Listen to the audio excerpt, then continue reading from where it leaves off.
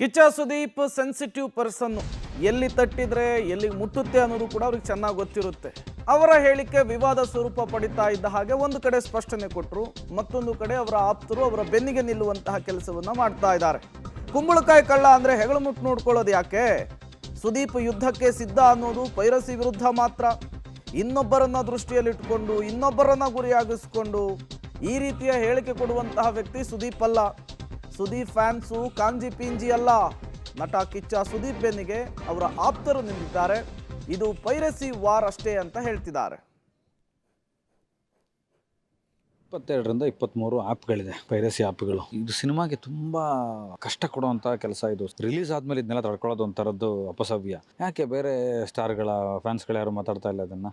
ಒಬ್ಬ particular hero fans ಯಾಕೆ ಮಾತಾಡ್ತಾ ಇದ್ದಾರೆ? ಕಲ್ಪನೆಗೀಡಾಗಬಾರ್ದು. ಇದರಲ್ಲಿ ಯಾರು ಮಾಡ್ತಾ ಇದ್ದಾರೆ ಅವ್ರಿಗೆ ಸಂಬಂಧಪಟ್ಟಿದ್ದು. ಕಳ್ಳ ಅಂತಂದ್ರೆ ಅದು ನಾನೇ ಅಂದ್ಕೊಂಡು ಓಡಾಡೋ ಅಂಥ ಅವಶ್ಯಕತೆ ಬೇಕಾಗಿಲ್ಲ.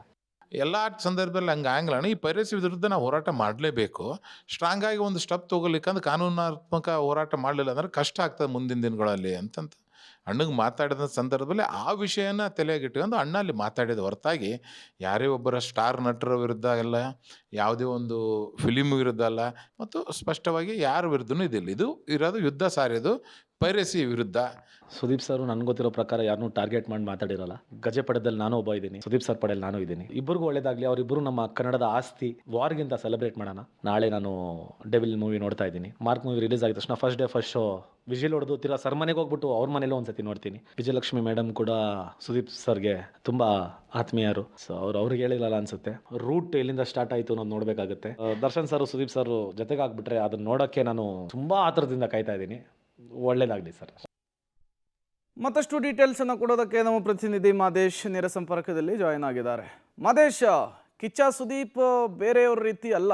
ಎಲ್ಲಿ ತಟ್ಟಿದ್ರೆ ಎಲ್ಲಿ ಹೋಗಿ ಮುಟ್ಟುತ್ತೆ ಅನ್ನೋದು ಅವ್ರಿಗೆ ಚೆನ್ನಾಗಿಯೇ ಗೊತ್ತಿರುತ್ತೆ. ಪೈರಸಿ ಹೆಸರನ್ನ ಹೇಳಿ ಅವರು ಸ್ಟೇಟ್ಮೆಂಟ್ ಕೊಟ್ಟಿದ್ರೆ ಇಷ್ಟು ದೊಡ್ಡ ಬೆಳವಣಿಗೆಗಳೇ ಆಗ್ತಾ ಇರಲಿಲ್ಲ. ಬಟ್ ಈಗ ಅವರು ಅದಕ್ಕೆ ಮತ್ತೊಮ್ಮೆ ಮಗದೊಮ್ಮೆ ಕ್ಲಾರಿಫಿಕೇಶನ್ ಅನ್ನು ಕೊಡ್ತಾ ಇದ್ದಾರೆ. ಈ ಕ್ಲಾರಿಫಿಕೇಶನ್ನ ನಡುವೆಯೂ ಕೂಡ ಈ ಬೆಳವಣಿಗೆಗಳು, ಎರಡು ನಟರ ನಡುವಿನ ಫ್ಯಾನ್ಸ್ ನಡುವೆ ಆಗ್ತಾ ಇರುವಂತಹ ತಿಕ್ಕಾಟಗಳು ನಿಲ್ಲೋ ಲಕ್ಷಣಗಳು ಕಾಣಿಸ್ತಾ ಇದೆಯಾ, ಹೇಗೆ ಅಂಥೇಳಿ? ಇಲ್ಲಿಯವರೆಗೂ ಖಂಡಿತವಾಗ್ಲೂ ಇಲ್ಲ ಪ್ರೇಮ. ಯಾಕಂದರೆ ಒಂದೇ ಒಂದು ಪದ ಬಳಕೆಯನ್ನು ಕಿಚ್ಚ ಸುದೀಪ್ ಅವರು ಹುಬ್ಬಳ್ಳಿಯ ಏನು ಮಾರ್ಕ್ ಸಿನಿಮಾದ ಸ್ಟೇಜ್ ಮೇಲೆ ಆಡಿದ್ದಿದ್ರೆ, ಅಂದರೆ ಪೈರಸಿ ಅನ್ನುವಂಥ ವರ್ಡನ್ನು ಬಳಕೆ ಮಾಡಿದ್ದರೆ ಇಷ್ಟೊಂದು ಸಮಸ್ಯೆ ಆಗ್ತಾ ಇರಲಿಲ್ಲ. ಯಾರಿಗೆ ನಾನು ನೇರವಾಗಿ ಹೇಳಿದ್ದೀನಿ ಅವರಿಗೆ ನೇರವಾಗಿ ತಟ್ಟುತ್ತೆ ಅನ್ನೋ ಥರದ ರೀತಿಯಾಗಿರ್ತಾ ಇತ್ತು. ಆದರೆ ಅಲ್ಲಿ ಯಾವುದೂ ಹೆಸರನ್ನ ಹೇಳಿಲ್ಲ. ಒಂದು ಪಡೆ ಕಾಯ್ತಾ ಇದೆ ನನ್ನ ಸಿನಿಮಾವನ್ನು ಹಾಳು ಮಾಡೋದಕ್ಕೆ ಅನ್ನೋ ಥರದ ಮಾತನ್ನು ಹೇಳಿದ್ದು ಅದು ನೇರವಾಗಿ ದರ್ಶನ್ ಫ್ಯಾನ್ಸ್ಗೆ ತಟ್ಟದಂತೆ ಆಗಿರುವಂಥದ್ದು. ದರ್ಶನ್ ಫ್ಯಾನ್ಸ್ ಕೂಡ ತುಂಬ ಆಕ್ರೋಶವನ್ನು ವ್ಯಕ್ತಪಡಿಸ್ತಾ ಇದ್ದಾರೆ. ಅಂದರೆ ಸೋಷಿಯಲ್ ಮೀಡಿಯಾದಲ್ಲಿ ದರ್ಶನ್ ಫ್ಯಾನ್ಸ್ ಪೇಜ್ಗಳೇನಿದ್ದಾವೆ ಅವರೆಲ್ಲರೂ ಕೂಡ ಈಗ ಆಕ್ರೋಶವನ್ನು ವ್ಯಕ್ತಪಡಿಸ್ತಾ ಇರುವಂಥದ್ದು. ನೇರವಾಗಿ ನಮ್ಮನ್ನು ಟಾರ್ಗೆಟ್ ಮಾಡಿ ಕಿಚ್ಚ ಸುದೀಪ್ ಈ ರೀತಿಯಾಗಿ ಹೇಳಿಕೆಯನ್ನು ಕೊಟ್ಟಿದ್ದಾರೆ. ನಮ್ಮನ್ನು ಅವರು ಪಡೆ ಅಂತ ಕರೆದಿರುವಂಥದ್ದು ಅಂತ ಅವರು ಒಂದು ರೀತಿ ಅವಾಚ್ಯ ಶಬ್ದಗಳಿಂದ ಒಂದು ರೀತಿ ನಿಂದಿಸುವಂಥ ರೀತಿಯಲ್ಲಿ ಮಾರ್ಕ್ ಸಿನಿಮಾ ಬಗ್ಗೆ ಆಗಿರ್ಬೋದು, ಕಿಚ್ಚ ಸುದೀಪ್ ಅವರ ಬಗ್ಗೆ ಆಗಿರ್ಬೋದು ಬೈಯುವಂಥದ್ದು ಅವೆಲ್ಲವೂ ಕೂಡ ಆಗ್ತಾ ಇದೆ. ಇದಕ್ಕೆ ದಾವಣಗೆರೆಯಲ್ಲಿ ವಿಜಯಲಕ್ಷ್ಮಿ ಅವರು ಕೂಡ, ಅಂದರೆ ಅವರು ಕೂಡ ಎಲ್ಲೋ ಹೆಸರನ್ನು ಮೆನ್ಷನ್ ಮಾಡದೆ ಅವರು ಕೊಟ್ಟಂಥ ಹೇಳಿಕೆಗಳೇನಿದೆ ಅವರು ಕೂಡ ಒಂದು ರೀತಿ ತಿರುಗೇಟನ್ನು ಕೊಟ್ಟಂಥ ರೀತಿಯಾಗಿತ್ತು.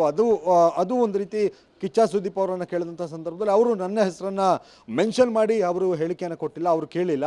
ಅವರೇನಾದರೂ ಸುದೀಪ್ ಅವರು ನಮಗೆ ಹೇಳಿದ್ದಾರೆ, ಸುದೀಪ್ ಅವರು ಹೇಳಿದ್ದು ಸರಿ ಇಲ್ಲ ಅಂತ ನನ್ನ ಹೆಸರನ್ನೇನಾದರೂ ಬಳಕೆ ಮಾಡಿದರೆ ನಾನು ಉತ್ತರವನ್ನು ಕೊಡ್ತಾ ಇದ್ದೆ. ಆದರೆ ನನ್ನ ಹೇಳಿಕೆ ಇದ್ದದ್ದು ಈ ರೀತಿಯಾಗಿ, ಅಂದರೆ ಪೈರಸಿ ಅನ್ನುವಂಥದ್ದೇನಿದೆ, ಪೈರಸಿ ನನ್ನ ಕಳೆದ ಸಿನಿಮಾದಲ್ಲೂ ಕೂಡ, ಅಂದರೆ ಪೈಲ್ವಾನ್ ಸಿನಿಮಾದಲ್ಲೂ ಕೂಡ ದೊಡ್ಡ ಮಟ್ಟದಲ್ಲಿ ಸಿನಿಮಾವನ್ನು ಹಾಳು ಮಾಡಬೇಕು ಅನ್ನುವಂಥ ದೊಡ್ಡ ಮಟ್ಟದ ಹುನ್ನಾರ ನಡೆದಿತ್ತು. ಈಗಲೂ ಕೂಡ ನನಗೆ ಬಂದಂಥ, ಅಂದರೆ ಇಂಟೆಲಿಜೆನ್ಸ್ ಮಾಹಿತಿಯ ಪ್ರಕಾರ ನನಗೆ ಬಂದಿರುವಂಥ ಮಾಹಿತಿ ಏನು ಅಂದರೆ ಇದನ್ನು ಹಾಳು ಮಾಡೋದಕ್ಕೆ, ಅಂದರೆ ಮಾರ್ಕ್ ಸಿನಿಮಾವನ್ನು ಹಾಳು ಮಾಡೋದಕ್ಕೆ ದೊಡ್ಡ ಮಟ್ಟದಲ್ಲಿ ಹಣಕಾಸನ್ನು ಕೂಡ ವೆಚ್ಚ ಮಾಡ್ತಾ ಇದ್ದಾರೆ. ಒಂದು ದೊಡ್ಡ ಮಟ್ಟದ ಪಡೆ ಇದೆ, ಅದರ ವಿರುದ್ಧವಾಗಿ ನಮ್ಮ ಯುದ್ಧ ಅನ್ನುವಂಥ ಹೇಳಿಕೆ ಕೊಟ್ಟೆ. ಆದರೆ ಈ ರೀತಿಯಾಗಿ ಅವರು ಯಾಕೆ ತಗೊಂಡ್ರು, ಅಂದರೆ ಕುಂಬಳಕಾಯಿ ಕಳ್ಳ ಅಂದರೆ ಹೆಗಲನ್ನು ಯಾಕೆ ಮುಟ್ಟು ನೋಡ್ಕೊಂಡ್ರೋ ಗೊತ್ತಿಲ್ಲ ಅನ್ನೋ ಥರದ ಹೇಳಿಕೆಯನ್ನು ಕೊಟ್ಟಿರುವಂಥದ್ದು. ಈಗ ಇದಕ್ಕೆ ವಿಜಯಲಕ್ಷ್ಮಿ ಅವ್ರ ಕಡೆಯಿಂದ ಏನಾದರೂ ಮತ್ತೆ ತಿರುಗೇಟು ಏನಾದರೂ ಬರುತ್ತಾ, ಯಾವ ರೀತಿಯಾಗಿ ಇದು ಮುಂದುವರಿಯುತ್ತೆ ಅನ್ನೋಂಥದ್ದನ್ನು ಕಾದು ನೋಡಬೇಕು. ಇಲ್ಲಿಯವರೆಗೂ ಕೂಡ ವಿಜಯಲಕ್ಷ್ಮಿ ಅವರು ಹೇಳಿಕೆಗಳು, ಅಂದರೆ ಸುದೀಪ್ ಅವರು ಕೊಟ್ಟಂಥ ಹೇಳಿಕೆಗಳಿಗೆ ಇನ್ನೂ ಕೂಡ ರಿಯಾಕ್ಟ್ ಮಾಡಿಲ್ಲ. ಒಂದು ವೇಳೆ ರಿಯಾಕ್ಟ್ ಮಾಡಿದ್ರೆ ಯಾವ ರೀತಿಯಾಗಿ ರಿಯಾಕ್ಟ್ ಮಾಡ್ತಾರೆ ಅನ್ನೋಂಥದ್ದೇ ಕುತೂಹಲ. Prem. Okay, thank you Madesh ತಮ್ಮೆಲ್ಲ ಮಾಹಿತಿಗಾಗಿ. ಮಾತಾಡಿದ್ದು ನೆಕ್ಸ್ಟ್ ಡೇ ಅಲ್ಲಿ ಬೆಂಕಿ ಹತ್ಕೊಂಡಿದ್ರೆ ಒಪ್ತೀನಿ, ಸೈಲೆಂಟ್ ಆಗಿತ್ತು ನೆಕ್ಸ್ಟ್ ಡೇ.